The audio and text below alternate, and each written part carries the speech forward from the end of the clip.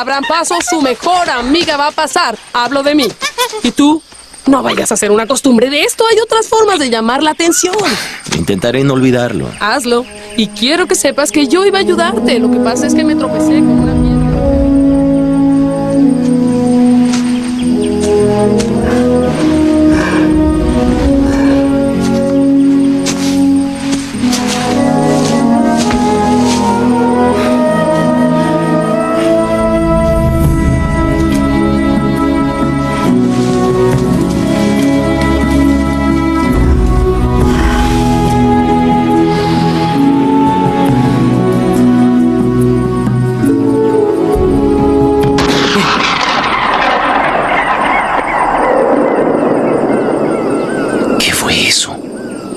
Ay, no fui yo, lo juro.